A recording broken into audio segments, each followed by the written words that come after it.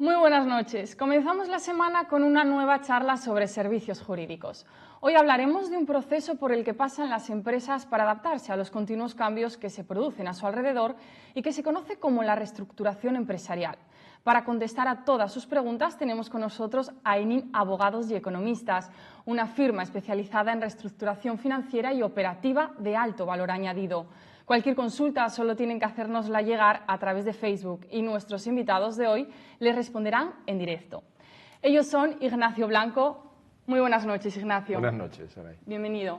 Le acompaña Irene López. Buenas noches. Buenas noches, Saray. Y completa la mesa Julio Dieguez. Muy buenas noches. Buenas noches.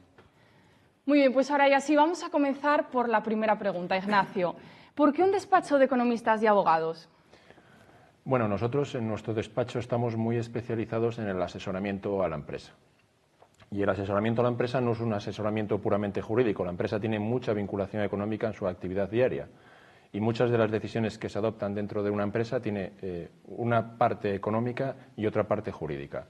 En las reestructuraciones, pues cuando nos planteamos incrementar nuestro negocio a través de una reestructuración, a través de la adquisición de una empresa, se vinculan una parte económica, que es la valoración de ese negocio que queremos adquirir, y una parte jurídica, que es el tratamiento jurídico, los contratos que hay que redactar para llevar a cabo esa compraventa. Cuando atravesamos una crisis empresarial, tenemos que tener conocimiento de la situación contable de la empresa. Una empresa que esté en un causa de disolución, en la que los fondos propios de la empresa determinen que la empresa tendría que adoptar un acuerdo de disolución, si no se adopta en un momento determinado, el empresario, el administrador de la empresa, podría incurrir en importantes responsabilidades patrimoniales propias. Para ello tienes que tener conocimiento económico de cuándo tomar esa decisión y el conocimiento jurídico para poder ejecutarla y llevarla a cabo. Y en la empresa están muy vinculadas esas dos facetas. Por eso en nuestro despacho tenemos profesionales que son abogados y profesionales que son economistas, porque pocas firmas juntan los dos perfiles en el mismo despacho. Y no queremos que nuestros clientes tengan que recurrir a distintos despachos para asesorarlos en un mismo asunto. Por ejemplo, cuando adquieres una empresa, tienes que hacer una due diligence legal, fiscal, económica y valorar la empresa que vas a adquirir. Ahí se juntan los dos perfiles profesionales que tenemos en nuestro despacho, el legal y el económico. El legal porque hay que revisar la situación de la empresa que vamos a adquirir, pues su situación tanto en términos de licencias de actividad, regulación que debe cumplir la propia empresa, hay que revisar las declaraciones fiscales de los 4 últimos años para que el adquirente no incurra en responsabilidades fiscales de la empresa que compra, hay que analizar la valoración de la empresa que estamos comprando, a ver si estamos ofreciendo un precio adecuado o no, y hay que analizar las proyecciones de futuro de ese negocio. Y ahí es donde entran en acción los economistas y los abogados. Y estando todos dentro de una misma unidad, dentro del mismo despacho, es muy fácil que las cosas salgan bien. Muy bien, Ignacio, nos ponía algún ejemplo de cuáles son las actuaciones que llevan en su despacho, pero concrétenos, ¿qué tipo de situaciones tratan ustedes? Pues tratamos la reestructuración empresarial inicialmente que se valora o la hemos valorado recientemente por la crisis económica que ha atravesado nuestro país, se ha centrado mucho en situaciones de crisis empresarial, la reestructuración. Entonces, en nuestro despacho hemos tratado mayoritariamente, hasta épocas bastante recientes, mayoritariamente crisis empresarial. ¿Y por crisis empresarial a qué nos estamos refiriendo? A que las empresas no pueden cumplir con sus obligaciones de pago, no pueden cumplir a final de mes con el pago de todos los salarios, hay que retrasar pagos a la seguridad social, el empresario ve que vende pero no llega para pagar todas sus obligaciones. Ese es el tipo de crisis que hemos vivido hasta ahora. Y es donde hemos aplicado mayoritariamente la reestructuración empresarial. Pero hay otra faceta también de la reestructuración empresarial, que es la que comentábamos anteriormente, la del crecimiento. Una reestructuración empresarial no es solo atacar una crisis empresarial, que se ataca desde muchos ámbitos, ya sea desde una regulación de empleo. Ha habido muchas regulaciones de empleo. De hecho, este año se están viendo que se están incrementando nuevamente los expedientes de regulación de empleo. Se pueden atacar a través de medidas colectivas de regulación de empleo, ya sea por la reducción de las propias plantillas, reducción de costes salariales. Hay que atacar la reestructuración también de cara a ordenar la deuda de la empresa. Muchas empresas tienen compromisos de pago muy grandes a corto plazo con sus acreedores financieros que hay que mover a más largo plazo para que la tesorería que genere la empresa se acompase con esas obligaciones de pago que tienen. Y desde el otro punto de vista, pues como comentábamos, adquisiciones, incluso ventas de unidades de negocio. El propio empresario que quiere superar una situación de crisis y tiene parte de su empresa que puede darle salida sin afectar al resto del negocio, es otra de las tareas que llevamos a cabo en la reestructuración. Nos deshacemos de una parte de nuestra empresa para que el resto de la empresa siga funcionando.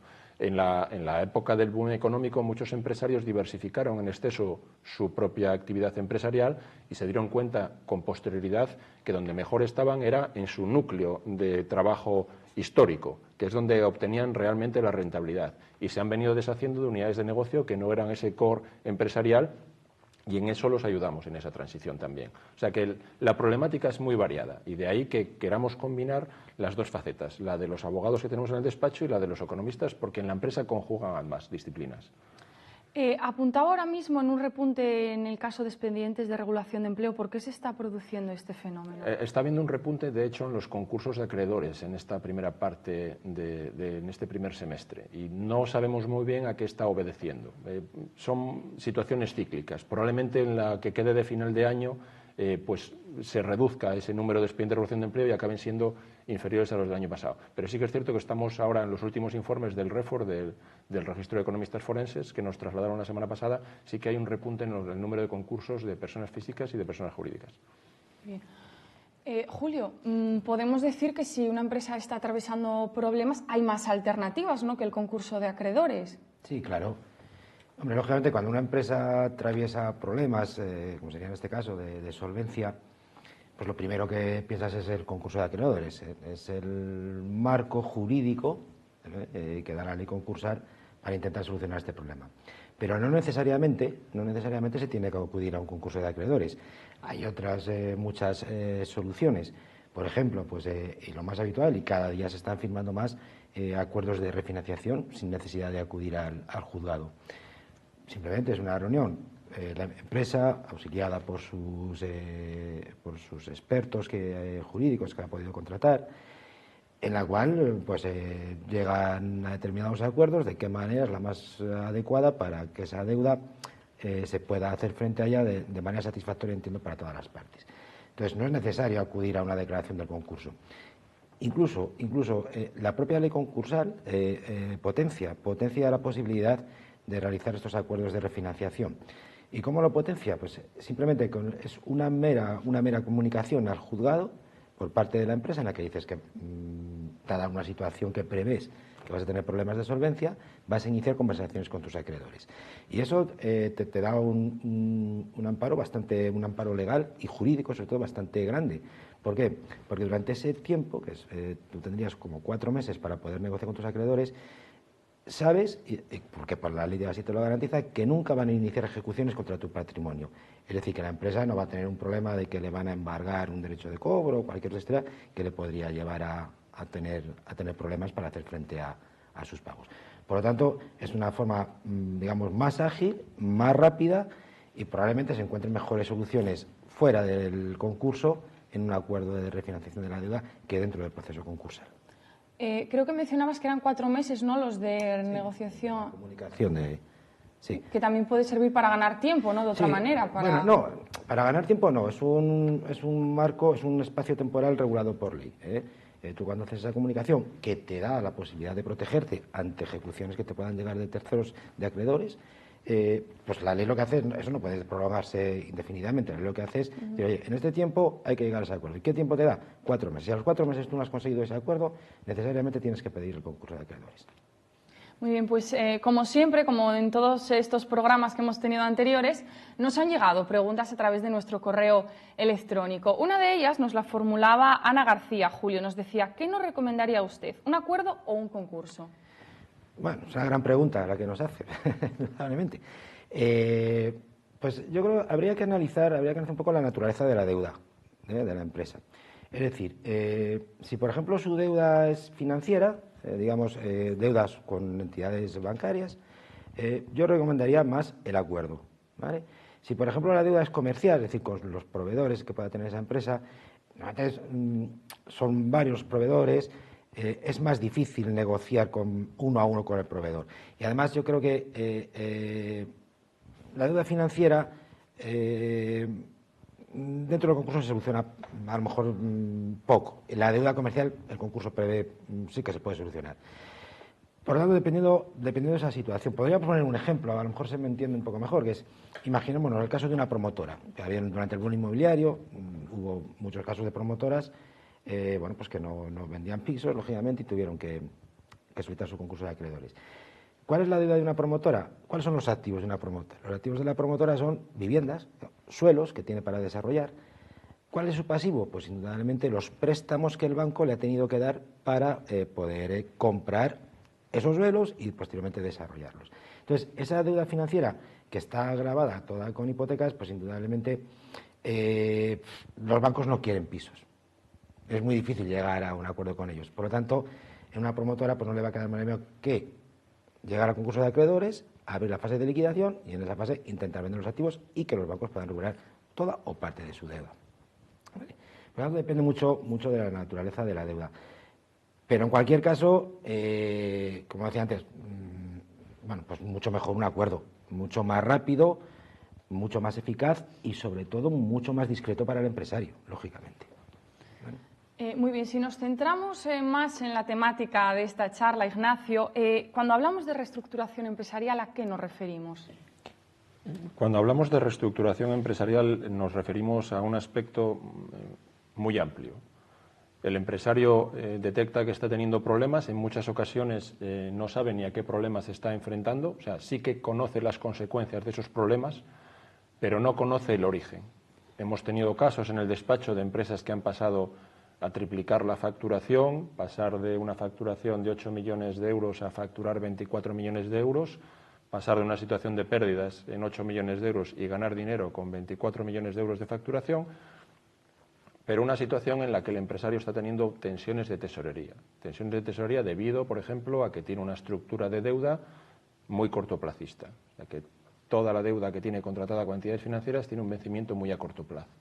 Entonces, la tesorería que genera la empresa con esa mayor facturación no es capaz de atender esos vencimientos de la deuda financiera a corto plazo. Cuando hablamos de reestructuración, de lo que hablamos es, en un primer momento, el empresario está teniendo o está conociendo las consecuencias de un problema que desconoce, porque si lo conociera no estaría atravesando los problemas. Entonces, lo primero que tenemos que hacer es analizar la situación de la empresa, por qué se están dando esos problemas, las consecuencias, el empresario suele conocerlas, pero no sabe en muchas ocasiones por qué se están produciendo, porque las cosas no van tan mal, o si van tan mal ya te lo traslada. Se analiza la situación, se proponen unas medidas correctoras a esa situación. Yo lo que siempre trato con los clientes, mientras tengamos rentabilidad positiva en la empresa, aunque hoy perdamos dinero, si conseguimos que la empresa, con las medidas correctoras que proponemos, tenga una rentabilidad positiva y genere caja para atender tus obligaciones, siempre va a haber solución, siempre la va a haber. No hay solución cuando la empresa no es capaz, ni con medidas correctoras, de generar una tesorería positiva para atender sus obligaciones. Porque los acreedores, ya sean comerciales, financieros, exponiéndoles la situación con transparencia, no trasladándoles información que no sea veraz, tratándolos con honradez, yo no he conocido ninguna situación en la que no hayamos podido llegar a un acuerdo. Y siempre que la empresa tenga rentabilidad positiva o la podamos llevar de rentabilidad negativa a rentabilidad positiva, vamos a conseguir un acuerdo. Y al final la reestructuración empresarial en situación de crisis es eso, analizar la situación, conocer el origen de los problemas, proponer unas medidas correctoras a esos problemas para que mejore la rentabilidad y la generación de caja de la empresa y proponerle esas medidas a nuestros interlocutores, que pueden ser nuestros acreedores financieros, nuestros acreedores comerciales, nuestros trabajadores, el propio empresario, al que se recomienda muchas veces que haga el esfuerzo. Empresarios pues, que no se quieren deshacer de activos importantes, con pérdidas, y que a veces tienen que hacer ese esfuerzo adicional para poder sacar a la empresa adelante. Porque en esas situaciones lo que se exige es un esfuerzo a todos los operadores. Entonces, de reestructuración en periodo de crisis estamos hablando de eso. Y de reestructuración en términos positivos estamos hablando de que ahora mismo están surgiendo muchas posibilidades, está habiendo muchas operaciones de compra-venta de empresas y hay muchos empresarios que están aprovechando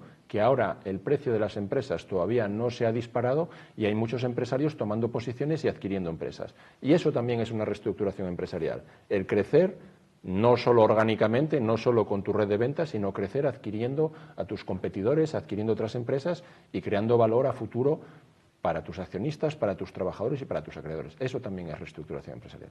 En la primera reestructuración que explicaba, decía que era necesaria una transparencia de la situación de la empresa. ¿Es común que no se produzca, que no exista esa transparencia? ¿Es un error frecuente? Es un error muy grave porque nosotros estamos muy acostumbrados a tratar con entidades financieras.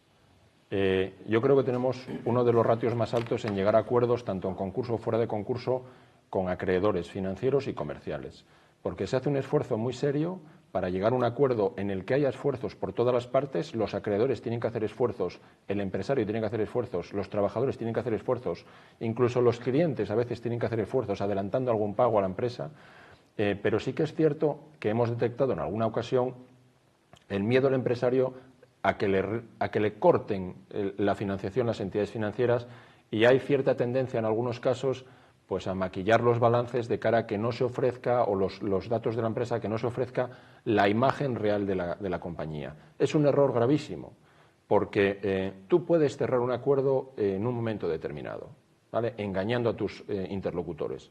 El segundo acuerdo va a ser muy difícil ya que lo cierres, si no has trasladado una información veraz en el primero. Y la tercera vez ya no lo vas a salvar. Nuestra experiencia es: traslada la realidad de la empresa, o sea, trasladar una realidad ficticia no te va a solucionar el problema. Traslada la realidad de la empresa, y si con esa realidad no puedes llegar a un acuerdo de reestructuración, un acuerdo de refinanciación, probablemente sea el momento de parar y cerrar, y no generar más daños ni a ti como empresario ni a los operadores que te rodean. También comentaba la necesidad de saber el origen, ¿no?, de por qué estamos en ese periodo de crisis, que era muy frecuente, pues lógicamente saber las consecuencias, pero no tanto el origen. ¿Qué síntomas pueden analizarse para saber que estamos ante ese problema, que pueda alertar de esa necesaria reestructuración? Los problemas que suelen alertar al empresario es que no llega a fin de mes, y por llegar a fin de mes me refiero, tiene problemas para atender a sus entidades financieras. Descuenta todo el papel comercial, todas las facturas que tiene, todos los pagares que le entregan los anticipa con sus entidades financieras, que si estuviera bien financiado comercialmente, si los proveedores le financiaran adecuadamente, no haría falta anticipar todo el papel comercial. Problemas de pagos con sus proveedores comerciales, llamadas de las compañías aseguradoras de crédito porque retrasan mucho a sus proveedores los pagos. Entonces, esos son las consecuencias finales de otros problemas. Que esos problemas pueden ser, como comentábamos, una mala estructura de su deuda. La deuda hay que tenerla a más largo plazo, o sea, tenemos que tener muy bien estructurada la deuda en nuestro balance. La deuda de largo plazo tiene que financiar inversiones de largo plazo. Y a veces desconocemos que inversiones de largo plazo son existencias o saldos de clientes. Cuando lo tratamos con nuestros clientes, a veces se extrañan. Los clientes no son financiables con deuda a largo plazo. Pues sí, porque si tú facturas 24 millones de euros y tardas un mes en cobrar a tus clientes, tú sabes que aproximadamente vas a tener 2 millones de euros siempre financiados a tus clientes en la calle. Siempre vas a tener 2 millones de euros pendientes de cobro. Eso es una inversión a largo plazo, eso es un derecho de crédito a largo plazo, porque siempre va a estar ahí. Si tú en tus existencias tienes 3 millones de euros en tus almacenes, es una inversión de largo plazo. Esa inversión siempre va a estar ahí. Tú vas a necesitar como mínimo en esa empresa, en la que cobras a tus clientes a 30 días y tienes un derecho de cobro de 2 millones y unas existencias de 3, tú necesitas una financiación de largo plazo como mínimo de 5 millones de euros. Que una parte te la pueden dar tus proveedores, imagínate que tus proveedores te financian 2 millones de euros también, esa es una financiación de largo plazo sin coste, porque siempre vas a deberle a tus proveedores, mientras tengas esa actividad, esos 2 millones de euros. Pero hay otros 3 millones, las existencias, que tienes que financiarlas de otra forma, y esa forma es con deuda a largo plazo. O con fondos propios, porque si lo financias con deuda a corto plazo te vas a ver en una situación en la que no vas a poder cumplir con tus obligaciones de pago a corto plazo. Entonces, el origen de los problemas en muchas ocasiones es financiero. Y una vez que consigues solucionar los problemas financieros es cuando te metes a solucionar los problemas operativos, que es cuando te metes a analizar la cuenta de resultados y a hacer un esfuerzo importante en reducir los costes y subir los márgenes. Porque al final tú tienes que luchar siempre por mejorar la tesorería y la generación de caja que tiene tu empresa. Y hemos visto también en la fase de crisis empresarial que algún empresario ha tardado mucho en reducir sus plantillas y eso le ha reducido sus fondos propios, y eso hemos tenido que entrar a reconducirlo después, porque nosotros no solo asesoramos, nosotros ejecutamos las medidas que se plantean. si hay que hacer un expediente de regulación de empleo o hay que negociar con un pool bancario, nosotros estamos ahí sentados al lado del empresario negociándolo. No emitimos informes, haga usted esto, no, estamos ahí sentados y nos vinculamos al éxito del proceso. Muy importante estar presentes, ¿no? Es muy importante. Muchas veces el empresario sabe lo que tiene que hacer. Oye, tengo un exceso de carga salarial, tengo los vencimientos de la banca los tengo a muy corto plazo, pero pues el empresario lleva mucho tiempo con los mismos trabajadores, tiene una relación con los directores de las oficinas bancarias con los que trabaja, en muchas ocasiones solo necesita que venga alguien de fuera y le diga lo que él ya está pensando, que hay que hacer determinadas cosas. Y esa pequeña ayuda ya inicial y acompañarlo a tomar esas medidas es lo que hace que en muchas ocasiones las empresas salgan de una situación irreversible, porque si tienes una mínima rentabilidad, se puede garantizar que tu empresa va a salir adelante. Muy bien, pues si pasamos a la práctica y vamos manos a la obra, Irene, ¿qué es lo primero que tiene que hacer una empresa con problemas de pago? Bueno, como decía Ignacio, yo creo que lo primero que tiene que hacer es analizar el origen del problema, o sea, por qué ha llegado a ese punto en el que tiene los problemas para pagar sus obligaciones corrientes. Entonces, hay muchos clientes que llegan a nuestro despacho y saben dónde está el problema. O sea, si es un problema de ventas, de que le han bajado las ventas, sabe que está ahí, porque no puede seguir asumiendo las mismas obligaciones si le bajan mucho las ventas. O a lo mejor otro también, que la empresa es de un sector de crisis, que está en crisis y sabe dónde está el problema. Pero tenemos clientes en el despacho que vienen a nosotros y no saben cuál es el problema real que están teniendo. Entonces ahí entra un poco nuestra labor de ponernos a analizar sus cuentas de resultados, si es que está tardando mucho en cobrar, paga muy rápido, en fin, puede haber mucha casuística. Y eso es lo primero que hay que saber, dónde está el problema. Y a partir de ahí, pues nada, hay que aplicar las medidas correctoras que se puedan aplicar, porque hay que saber también si la empresa es viable. Hay veces que la empresa no es viable por otras muchas razones. Entonces, ahí hay que ser sincero y hay que decirle también al cliente que no se puede ejecutar las medidas. Pero bueno, yo creo que es analizar el origen y proponer unas medidas correctoras. Eso es lo... Acotando un poco más su respuesta, Ismael Castaño quiere saber qué contemplaría el plan de viabilidad. El plan de viabilidad puede incluir muchas medidas. Bueno, lo principal, como decía Ignacio, es hacer una reestructuración de la deuda que suele ir acompañada de una reestructuración operativa, que al final lo que hace es atacar los costes de la cuenta de explotación. La reestructuración financiera se trata sobre todo pues, de aplicar determinadas carencias de amortización, reducción de tipos de interés, poner la deuda a más largo plazo para que la empresa pueda pagar la deuda cómodamente con la caja que genera, pero sobre todo es muy importante hacer un plan de viabilidad real, porque el papel lo aguanta todo, eso lo sabe todo el mundo, pero luego hay que ejecutarlo ese plan. Con lo cual, nosotros, por ejemplo, tenemos hechos muchas veces 3 escenarios. Un escenario pesimista, otro moderado y otro optimista.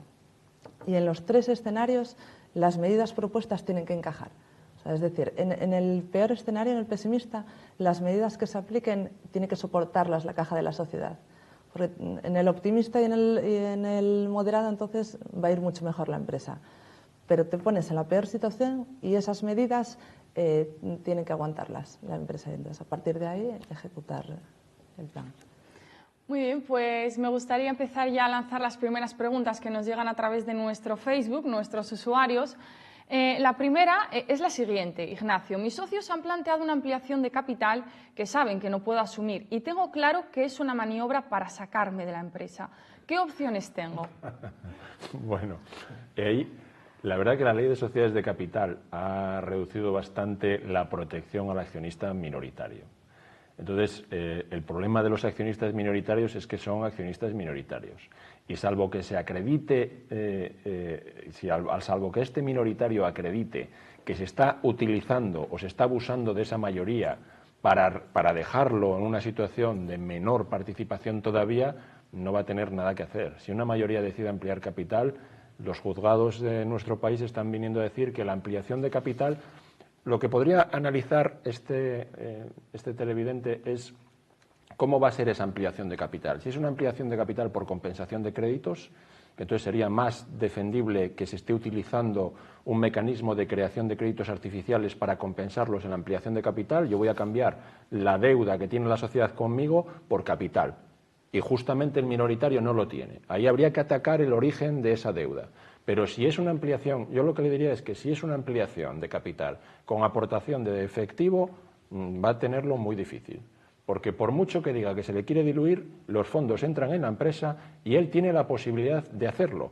Yo lo que haría, si fuera él, es por lo menos hacer una aportación que me deje por encima del 5% del capital, porque así yo voy a poder pedir auditoría todos los años y voy a poder tocar las narices a mis socios, si es que me quieren diluir. Si tú tienes recursos para poder llegar al 5%, por lo menos llega al 5%. Si tienes una participación mayor, por ejemplo, 1/3 de la sociedad, pero tienes posibilidad de llegar al 25%, intenta llegar al 25% del capital social, porque incluso podrías pedirles toda la información contable de la empresa cuando convoquen Junta General y analizar la contabilidad. Pero hay mucha casuística también. En el tema empresarial hay mucha casuística. Y trampas de estas entre socios se hacen muchas. Y hemos visto muchas también en el despacho y hemos ayudado a unos a salir y a otros a entrar en ellas. Otra pregunta relacionada es la que nos formula Lucas. Nos dice, ¿pueden los socios minoritarios evitar una ampliación de capital? No. Los socios minoritarios no pueden evitar una ampliación de capital, por eso eres minoritario. De hecho, aquí lo que se prima es el interés social, porque también hemos visto socios minoritarios que quieren hacer valer una posición mayor de la que tienen en la sociedad y tienes que asumir que eres un socio minoritario.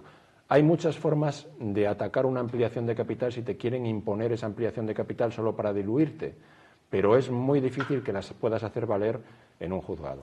La ley protege a la sociedad y si tú como accionista minoritario lo único que pretendes es sin más mantener tu participación, vas a tener muy poco que hacer. Y sobre todo, si es una ampliación de capital con aportación de efectivo, no hay nada que hacer. Eso refuerza el capital social de la compañía y tú, el que decide no acudir a la ampliación de capital eres tú. Eres tú el minoritario. Y eso lo vienen a decir muchas sentencias de los tribunales. A usted no se le está imponiendo una reducción de su participación. Usted tuvo la oportunidad. Hay que vigilar bien que se sigan todos los trámites formales, la comunicación, el acta de la Junta, la comunicación a los accionistas, que se le dé el plazo. Y cuando sí se puede atacar, es como cuando se hace una ampliación por compensación de créditos, que se puede obviar el derecho de adquisición preferente de los minoritarios. En ese caso sí que se puede argumentar algo más el ir en contra de la ampliación de capital, pero el minoritario ahora mismo tiene muy poco que hacer. Si es una ampliación de capital dineraria. Muy bien, Irene. Continúo con usted. En el ámbito económico, ¿qué suele echar usted en falta en una empresa que atraviesa alguna dificultad? Pues yo he hecho en falta, por lo menos los casos que tenemos nosotros en el despacho, es la anticipación del empresario. Hay muchos empresarios que no se anticipan a la posible problemática que pueda tener en caso de una caída de las ventas, en caso de problemas en el sector y la falta de control financiero. Hay empresas que tienen un departamento financiero estupendo y hay otras que no, que el empresario ni siquiera lee un balance o tiene una persona que le apoye y le diga, pues los problemas pueden venir por aquí. Y eso se nota mucho porque cuando llegas están desinformados, no saben de dónde tienen los problemas, no saben posibles soluciones, no saben que a lo mejor la caída de las ventas hace que reduzcan su capacidad de pago y tal y como tienen la deuda estructurada no van a poder asumirla. Y hay que anticiparse un poco a eso. Cuando un empresario adquiere deuda financiera a largo plazo, tiene que plantearse que puede tener problemas a futuro. Es decir, no puedes poner una deuda a 3 años porque a lo mejor ahora lo puedes pagar, pero en el futuro, si te caen las ventas, no vas a poder. Entonces, hay que plantearse todo ese tipo de cosas para anticiparse a los problemas. Sí, podemos asemejarlo, si me permiten, con los servicios, el mes de la salud que hemos tenido, que el mensaje era muy claro. Cuanto antes atajemos el problema, mejor, tanto sea de salud como en la salud de una empresa, ¿no? Mismamente, mirar para otro lado no es la solución. Sí, es algo parecido. O sea, en cuanto tú detectas que puedes tener un problema, tienes que ir a que te asesoren, buscar ayuda, porque si no la tienes dentro de la empresa, tienes que buscarla fuera. Entonces, lo que pasa es que es casi más importante anticipar el problema que cuando ya lo detectas. O sea, tú tienes que saber, en una empresa me puede pasar esto, esto y esto. Y a partir de ahí, si no has llegado a tiempo, pues poner soluciones. Muy bien. Julio, en el ámbito jurídico, ¿qué tipo de problemáticas jurídicas se encuentran en estos procesos de reestructuración? Bueno, la problemática jurídica es muy amplia, tiene muchos problemas. Tan es así que afecta a todos los órdenes jurisdiccionales, es decir, desde el ámbito civil, mercantil, contencioso administrativo, penal, absolutamente todos. Entonces, lo primero que hacemos cuando entramos en un proceso de esto es pues atajar el mayor problema que pueda tener la empresa. ¿Y cuál es ese problema? Pues como decía antes, que pueda tener ejecuciones pendientes, que tenga bienes esenciales para la continuidad de la actividad que les tenga embargados.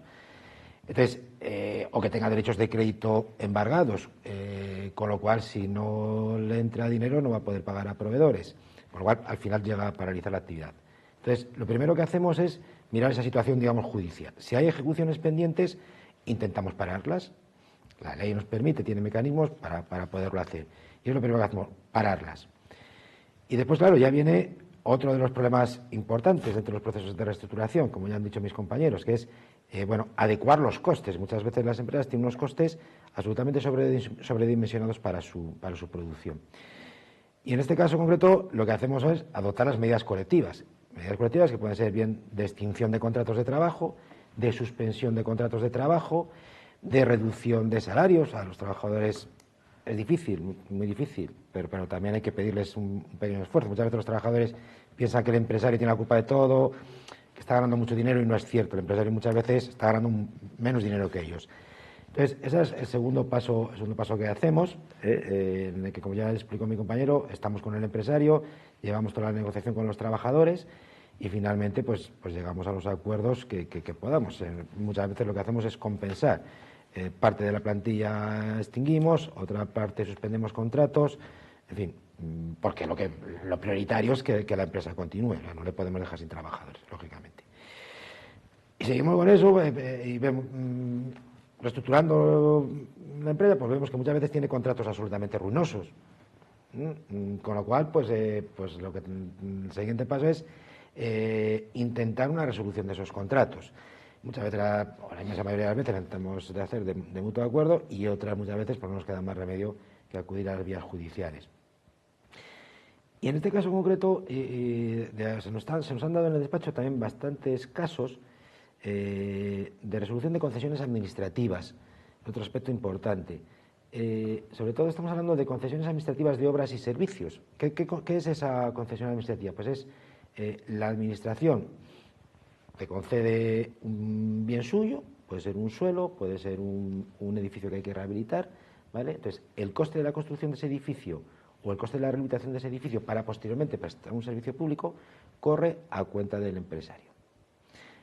El empresario, esa inversión que ha hecho, la recupera con los años que tiene para explotar la concesión, y a la finalización de la concesión, el edificio ese que ha hecho vuelve otra vez al patrimonio de la administración. Bien, pero claro, puede suceder que en esa concesión administrativa o durante la vigencia de esa concesión administrativa el empresario tenga que dar un proceso de reestructuración que se saca adelante bien, o puede que tenga que ir a un proceso concursal y que desgraciadamente pueda terminar en liquidación. Bien, pues ya la ley de contratos del sector público prevé el concurso de acreedores como una de las causas de resolución de las concesiones administrativas. Pero claro, lógicamente esa resolución no se le puede imputar al empresario, o sea, no es culpa, no hay un dolo del empresario en llegar a esa situación. No le ha sido, él pensó una inversión, él tenía una expectativa de ganancia que no ha venido cumpliendo, y probablemente esa inversión es lo que le lleva al concurso. Bien, en ese caso concreto, ¿qué es lo que se hace? En ese caso concreto lo que se hace es resolver la concesión administrativa. El inmueble vuelve a la administración, pero claro, vuelve a la administración antes de cumplir el plazo por el que se había otorgado, antes de cumplir el plazo de la concesión administrativa. Entonces, claro, el empresario ha tenido un perjuicio, ha hecho una inversión que revierte al ayuntamiento, el ayuntamiento tiene un beneficio porque a su patrimonio incorpora un activo importante, y sin embargo el empresario sufre un perjuicio porque no ha tenido el tiempo suficiente para rentabilizar su inversión. Bien, en este caso concreto, y hemos tenido casos ya en el despacho, lo que está diciendo, efectivamente, el empresario tiene derecho a una indemnización por parte de la administración que obtiene un beneficio por la incorporación de ese inmueble, ¿vale? ¿Y en qué consiste ese beneficio? Pues es en el valor neto del inmueble que revierte la administración. Es decir, a la inversión realizada menos la amortización practicada. Y esto puede ser una fuente muy importante para los empresarios de obtener recursos para pagar sus deudas, ¿vale? Entonces, insisto, la problemática es muy diversa, y luego ya entraríamos en la venta de las unidades productivas. Pues aquí lo que hacemos es también al empresario asesorarle, buscarle un probable comprador de activos de su empresa, analizar todas las consecuencias jurídicas que pueda tener la formalización de ese tipo de contratos. En fin, es todo muy complejo, en otro porque ya estamos acostumbrados, pero bueno, al empresario se le viene esto encima, lógicamente. El empresario, cuando llega a una situación como esta, necesita la ayuda de los profesionales. Está claro, él es incapaz, porque claro, es imposible, él no puede, él por sí solo no puede. Hay algunos que lo han intentado y claro, las consecuencias han sido bastante malas. Entonces, un poco todo eso es digamos, la problemática jurídica, que insisto es muy diversa, y como decía mi compañero, pues la casuística de cada tema también es distinta. Pero bueno, más o menos esos son los problemas fundamentales desde un punto de vista jurídico del proceso de reestructuración. Me voy a quedar con una de las claves que apuntaba Julio, que era la de alguna manera pedir un esfuerzo, ¿no?, a los trabajadores. Irene, ¿cómo se puede involucrar a los stakeholders de una empresa en el camino hacia la viabilidad? Bueno, los stakeholders de una empresa al final son todos los grupos que están afectados por la actividad de la empresa. Pero o sea, hablamos de proveedores, hablamos de acreedores, hablamos de trabajadores, pero también del empresario. Entonces, nosotros hemos tenido casos en el despacho que le hemos recomendado al empresario, por ejemplo, hacer un ajuste de los salarios, o incluso decir, bueno, hay que explicarles que no pueden cobrar la paga extra de este mes de verano, porque hay que hacer frente a unos pagos para garantizar la viabilidad de la empresa. Es una medida puntual, pero que al final te puede ayudar a sacar la empresa hacia adelante. En este caso, por ejemplo, el empresario era muy reacio porque decía que no quería castigar a los trabajadores, que bueno, que perdían confianza en él, y al final nosotros le decíamos, los trabajadores son los primeros interesados en que la empresa salga hacia adelante. O sea, es una medida puntual que va a revertir en beneficio de todos. O sea, el empresario también hace esfuerzos.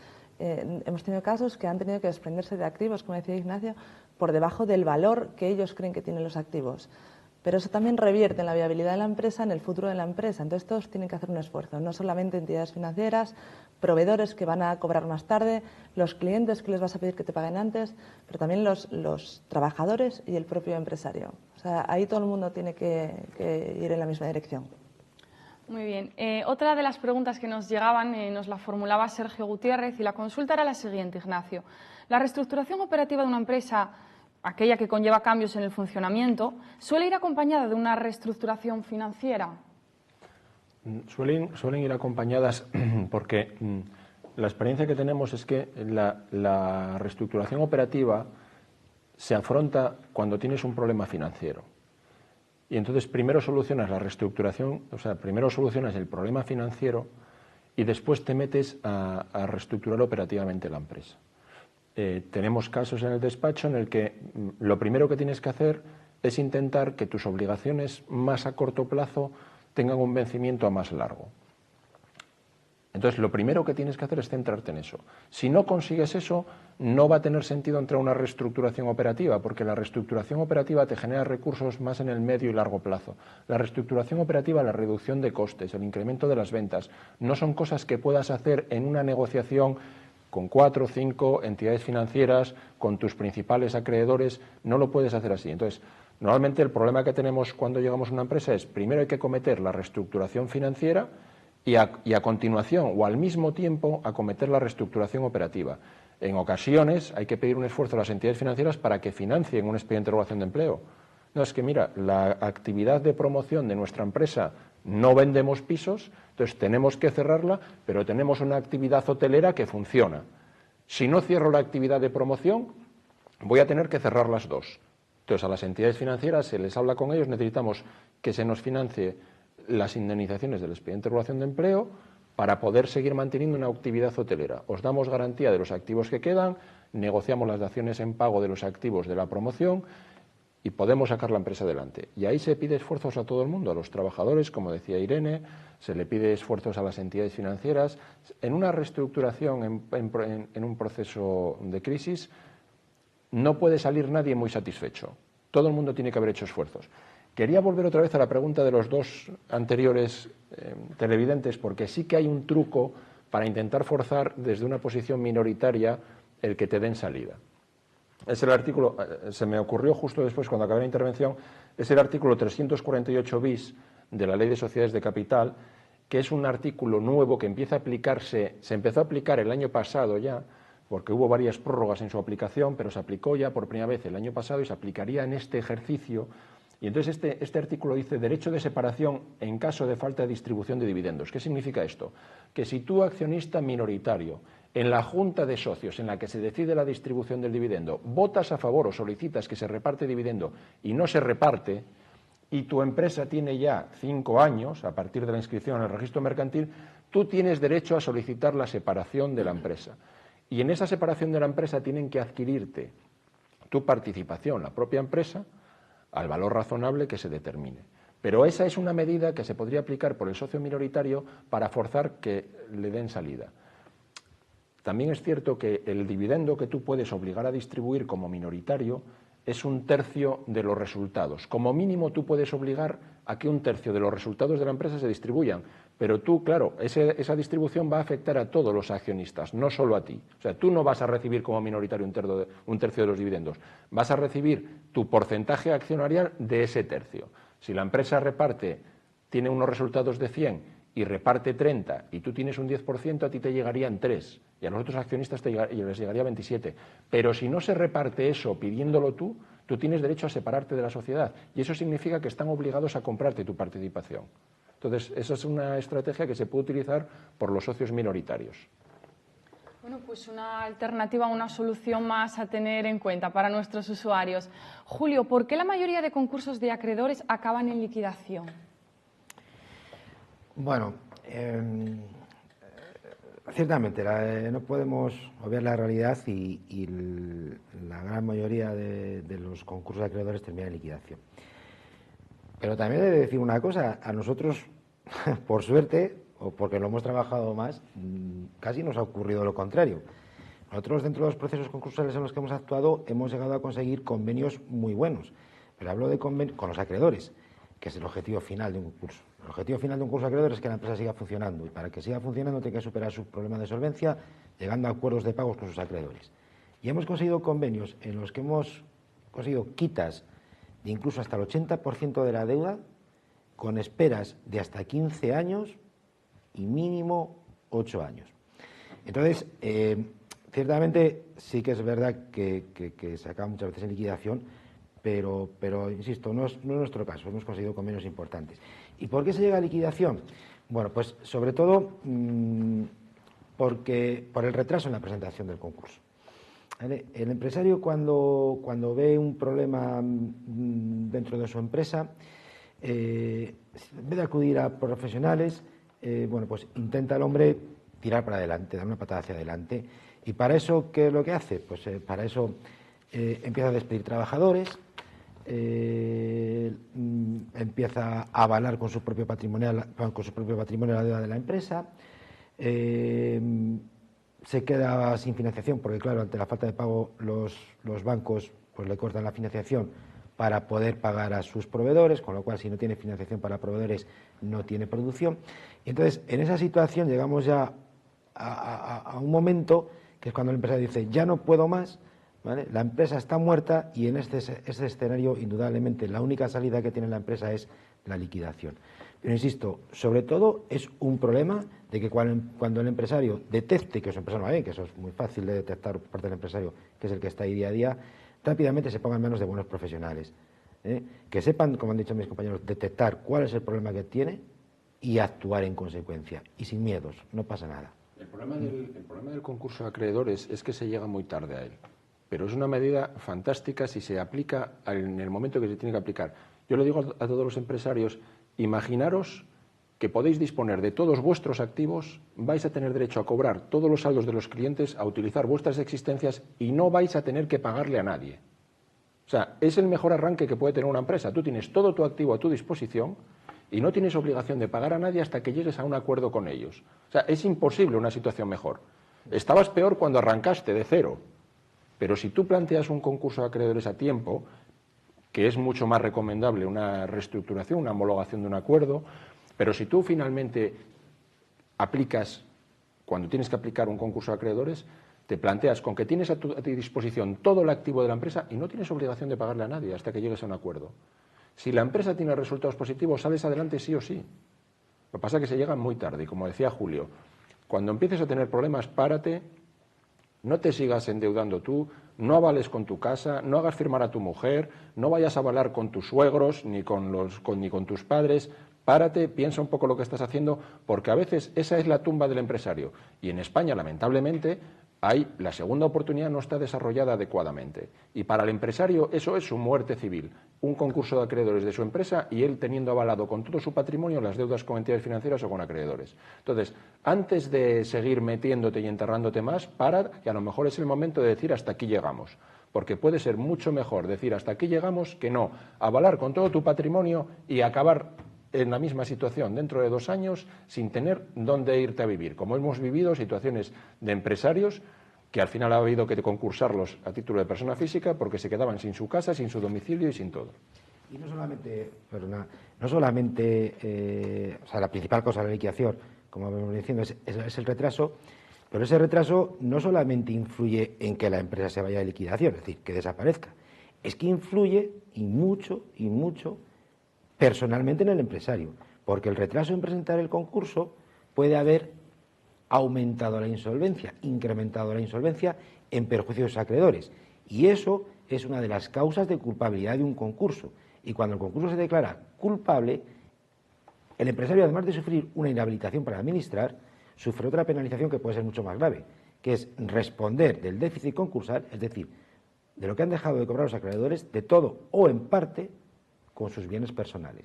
Es decir, el retraso en la presentación del concurso, el lanzar una patada hacia adelante para ver si me salvo, es lo peor que puede hacer un empresario. Es parar, consultar y empezar a regenerarse. Pues vaya si controlan a nuestros invitados que nos acaban de hacer una conclusión muy interesante para cerrar este programa con estos consejos. Ya saben, enfrentar sin miedo y pararse a pensar cuál es la mejor solución. Para ello, para seguir ese camino, ponerse en manos de profesionales como los que tenemos hoy, ININ, abogados y economistas. Muchas gracias por estar hoy aquí con nosotros. Muchas gracias a ti.